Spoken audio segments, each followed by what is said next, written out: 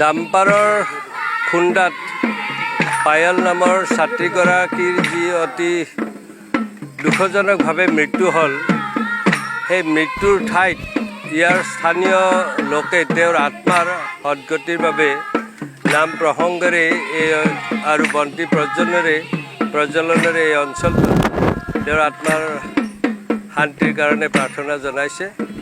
আৰু ইতিমধ্যে সেই মৃত্যুৰ দিনাখনেই তেওঁ পঢ়া স্কুলখন, তেওঁ পঢ়া কলেজখন বা এই অঞ্চলৰ ছাত্ৰ ছাত্ৰী আৰু প্ৰতিজন স্থানীয় ৰাইজে যি ধৰণে তেওঁৰ মৃত্যুত গভীৰ দুখ প্ৰকাশ কৰি তেনেকুৱা মৃত্যু যাতে পুনৰ নহয় তাৰ বাবে প্ৰশাসনক এই ঠাইলৈ অনাৰ কাৰণে বাধ্য কৰাইছিল। আৰু প্ৰশাসনেও তেওঁলোকৰ স্থানীয় ৰাইজৰ আৰু ছাত্ৰ ছাত্ৰীৰ যিসমূহ দাবী, সেই দাবীসমূহ মানি লোৱাৰ কাৰণে তেওঁলোকে বাধ্য হৈছিল।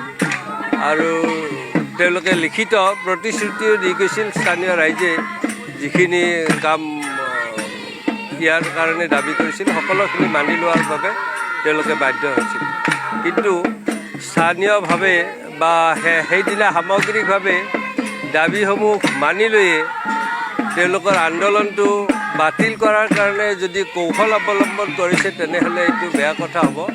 কাৰণ স্কুল টাইমত ৰাস্তাসমূহত ডাম্পাৰ চলাচলটো বন্ধ কৰিব লাগে বুলি এটা আগৰে পৰা নিয়ম আছিল। কিন্তু এইবিলাক চোৱা চিতা কৰাৰ যেনিবা এতিয়া সময় নোহোৱা হৈছে।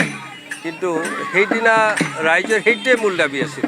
আৰু আমি যদি চাওঁ, পেপাৰখন চালে বা টিভিটো চালে প্ৰতিদিনে ডাম্পাৰৰ খুন্দাত সি ছাত্ৰ ছাত্ৰীয়ে হওক বা কিশোৰ কিশোৰীয়ে হওক বা জ্যেষ্ঠ ব্যক্তিয়ে হওক, সদায় এজনকৈ হ'লেও মানুহ মৃত্যুমুখত পৰে।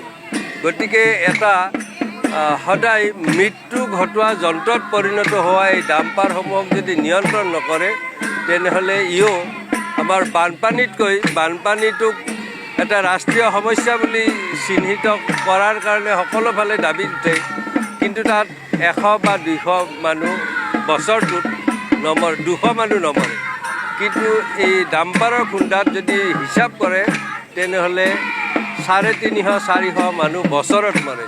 কিন্তু এই বিষয়টোৰ প্ৰতি প্ৰশাসনৰ কোনো কাণসাৰ নাই। গতিকে মই আপোনালোকৰ জৰিয়তে প্ৰশাসনক অনুৰোধ জনাইছোঁ যে স্কুল টাইমত যাতে ডাম্পাৰসমূহ নচলে, নিৰ্মাণ কাৰ্য চলিব লাগিব, কিন্তু তেওঁলোকে টাইমবিলাক ভগাই ল'ব লাগে। আৰু ৰাইজক, জনসাধাৰণক সুৰক্ষা দিয়াৰ ক্ষেত্ৰত বা মৃত্যুৰ পৰা বচোৱাৰ ক্ষেত্ৰত তেওঁলোকে অধিক ফলপ্ৰসূ ব্যৱস্থা ল'ব বুলি মই আপোনালোকৰ জৰিয়তে আহ্বান জনাইছোঁ। বন্ধ কৰিবলৈ আমি নলবাৰী প্ৰশাসনক আহ্বান জনাইছিলোঁ।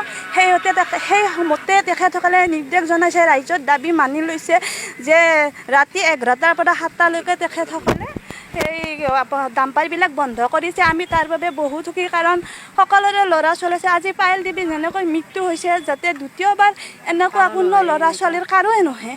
আৰু পায়েল দেৱী বহুত মেধাৱী ছাত্ৰী আছিল। তেখেতে উত্তৰ নলবাৰী বিদ্যাপীঠ হাইস্কুলৰ পৰা ষ্টাৰ মাৰ্ক পাই 72% পাছ কৰিবলৈ সক্ষম হৈছে। আমি বহুতে যদিও ছোৱালীজনীক মই মাতি পোৱা নাছিলোঁ, কিন্তু ছোৱালীজনীক মই সদায় দেখা পাইছিলোঁ। তেখেত বহুত ভাল ছোৱালী আছিল, অমায়িক আছিল। আৰু তেখেতে বহুত লাহে লাহে চাইকেল চলাই কলেজলৈ আহিছিল। আৰু যিদিনাখন ডাম্পাৰে তেখেতক মহতাই নিয়ে, তেখেতে সেই সময়ত চাইকেল চলাই নাছিলে, তেখেতে খোজকাঢ়ি গৈ আছিল। আৰু যেতিয়া আমি কথাটো গম পালোঁ, আমি ঘৰৰ পৰা দৌৰি আহি চালোঁ যে তেখেতক আহি মানে যিটো অৱস্থাত দেখা পাইছোঁ, সেইটো যাতে আৰু কাৰো লগতে এই ঘটনা নঘটে।